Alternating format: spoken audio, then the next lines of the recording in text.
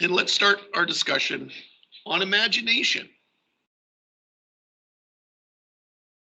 Okay, so imagination, the true sign of intelligence is not knowledge, but imagination. That's Einstein's quote. So let's try to start by defining imagination, okay?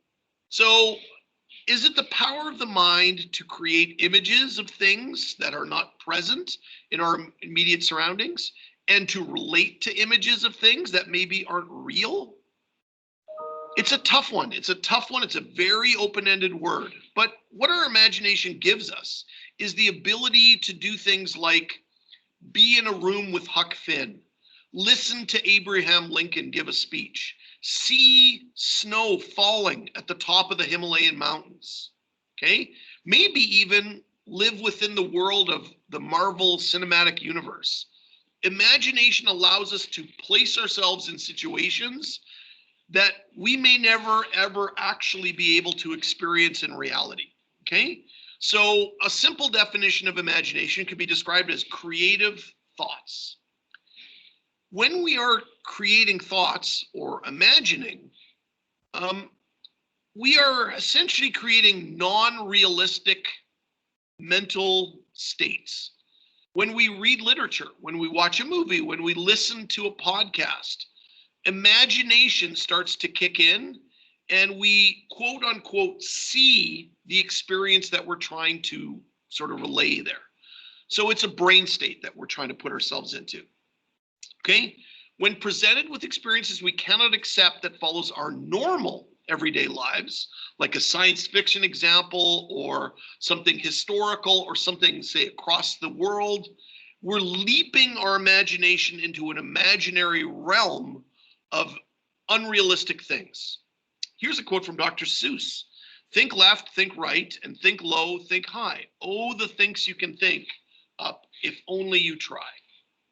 So let's examine imagination as a way of knowing, a way to knowledge.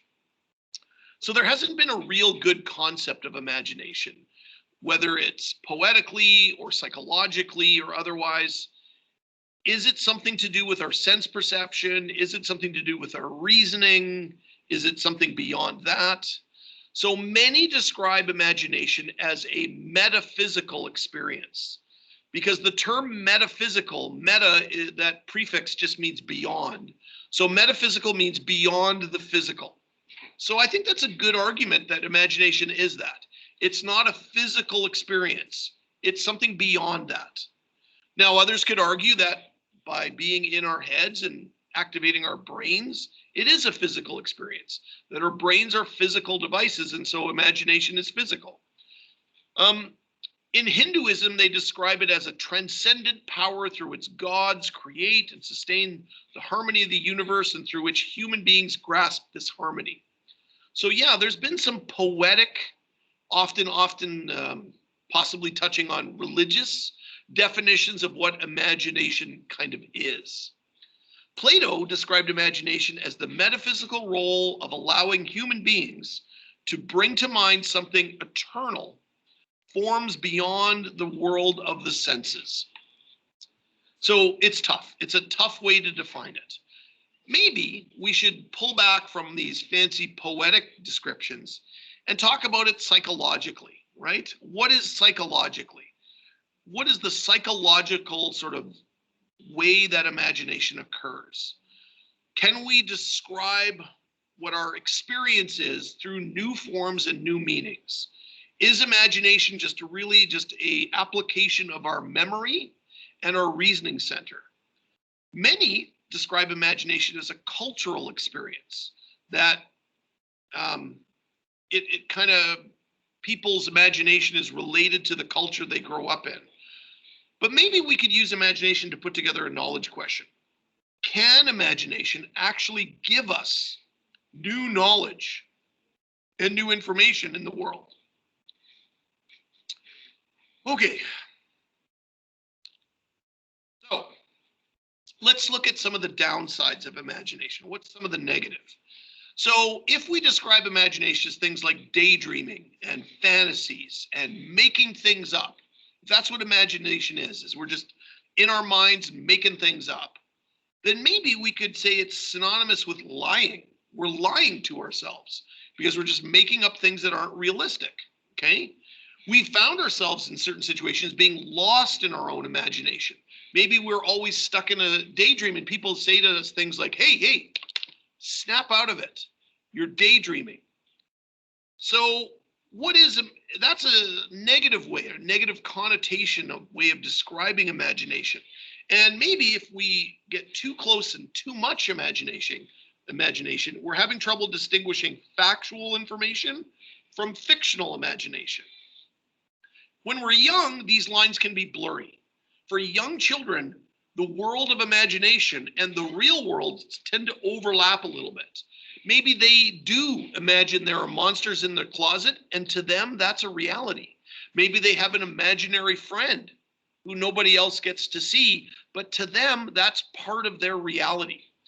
As we get closer and closer to adulthood, we hope that this line is more clear, that we don't have an imaginary world part of our physical world, that we are able to make that distinction.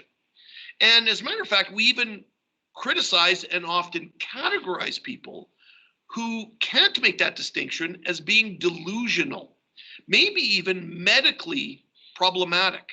Schizophrenia is an abnormal social behavior where people can't understand the difference between an imaginary world and a realistic world.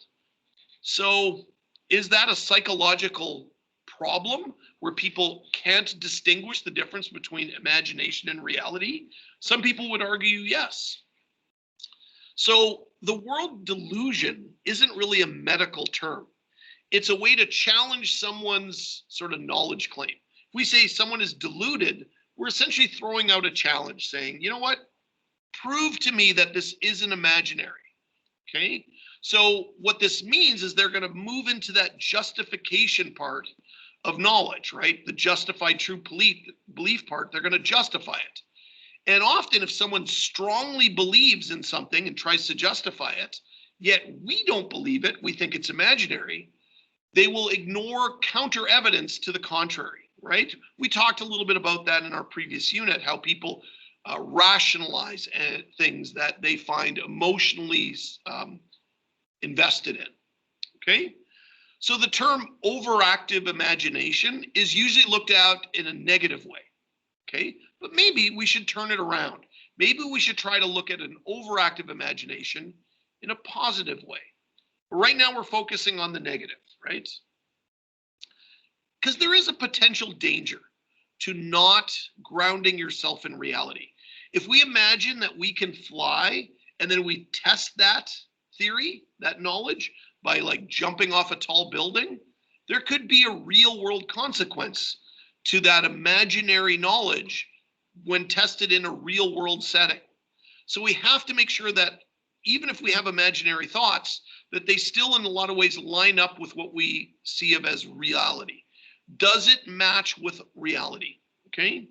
We need to screen through or filter through our imaginary thoughts and see, are they actually physically possible? Is it real what we imagine here? Could it be real? Okay. And this leads into more the positive side of imagination, right? So is imagination akin to creativity? So rather than just completely dismissing imaginary thoughts as just, it's just fantasy, right? Maybe if we get a little more poetic, maybe imagination is a transcendent view of reality. So it's what we normally view as reality, and then we're transcending beyond it into the metaphysical world. So we're taking what we see as real and then imagining the potential of what it could be. And maybe that's what creativity is maybe you had this pile of wood sitting in your backyard and you imagined it could be built into a brand new desk for yourself. That's going beyond the reality into an imaginary world. And maybe that's what innovation is. Maybe if you're someone who's into math, you just see a bunch of numbers as the reality of the math equation. But maybe someone can innovate and use imagination to see beyond just those numbers and come up with a formulaic solution to a math problem that maybe hadn't been encountered before. So I tend to really strongly believe this, that imagination, creativity, and innovation are strongly linked. That to me, imagination is our ability to look beyond what's right in front of us in reality and therefore derive new knowledge from that creativity and that innovation. English poet Samuel Taylor Coleridge said, "Imagination dissolves, diffuses, dissipates in order to recreate." So I like the idea of recreating knowledge by taking things that are there already, sort of shuffling them and reassembling them in a different way. That's imagination, right? Maybe imagination is that force which allows us to draw on our life experiences, to draw on what we already know, combine it, and rearrange it in order to create new knowledge that goes beyond the knowledge that we thought we had. Here's a scientist quote. "Scientific theories began as imaginative constructions. They begin, if you like, as stories.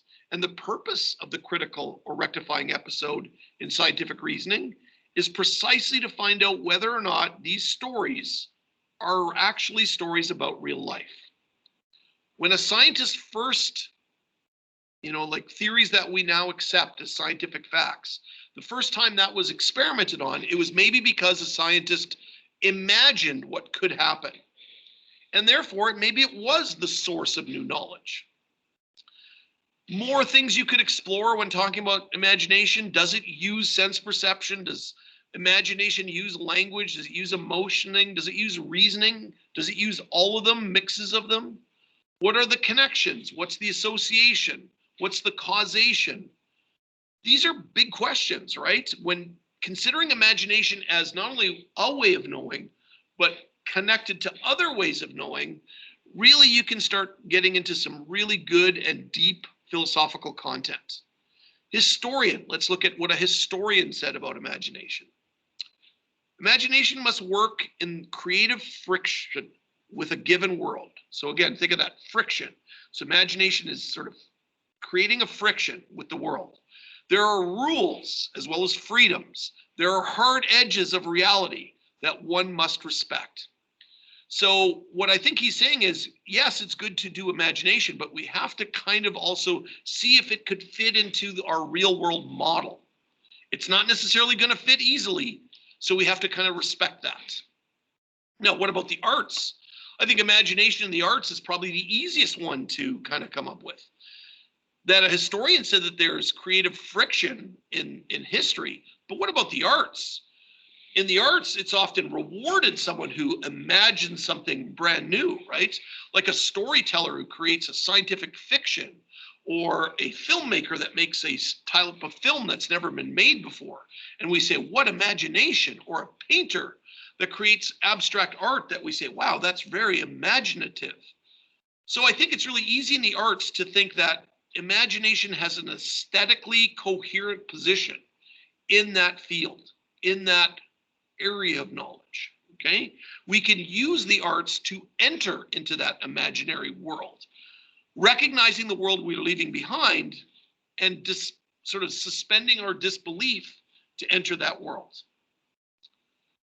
So cognitive scientists have recently dubbed this as propositional imagining, or simply just imagining that we can accept a fictional framework for a reality, like a Star Wars universe or a Harry Potter universe, or that Othello murdered Desdemona.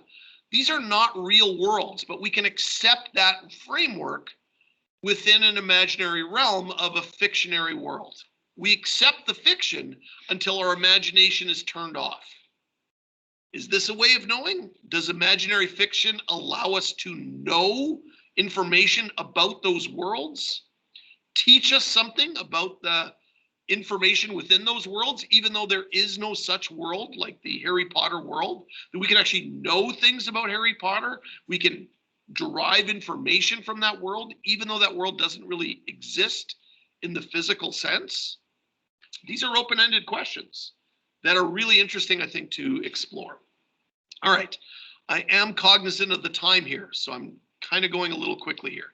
Mark Twain said, "You can't depend on your eyes when your imagination is out of focus." So let's summarize what I've said about imagination here. So yes, imagination can stimulate us to create new knowledge, if you accept that position, in factual areas, or even carry us into worlds beyond reality, that we could have knowledge of unrealistic worlds. For the population of the world, a lot of life is hard. Okay, it's hard for us right now in this pandemic. Probably the toughest point in a lot of our lives is happening right now in this incredible global pandemic. That is horrible. And maybe imagination is a great escape. It allows us to imagine a world beyond where we are now. It's easy for us to all right now imagine what it would be like that I wasn't on this camera with you guys right now, and I was to just turn my head and look over to this classroom to imagine what you guys would be like if I was having this discussion in front of you guys live right now. And you guys can imagine seeing me in my orange shirt to recognize the poor Indigenous children that were found in the BC residential school. To imagine those worlds is something that we as human beings can do. It can bring us into a world of utopia and dystopia to both disturb us and inspire us. And I really feel like it is something that you could explore in a TOK essay or in presentation and easily create lots of knowledge questions and lots of connections, okay? It gives us knowledge of things that are not real and that maybe could be. It gives us some inspiration and energy. It allows for discovery, invention, and possible futures. Whew. And that's it for today, guys. I will see you tomorrow.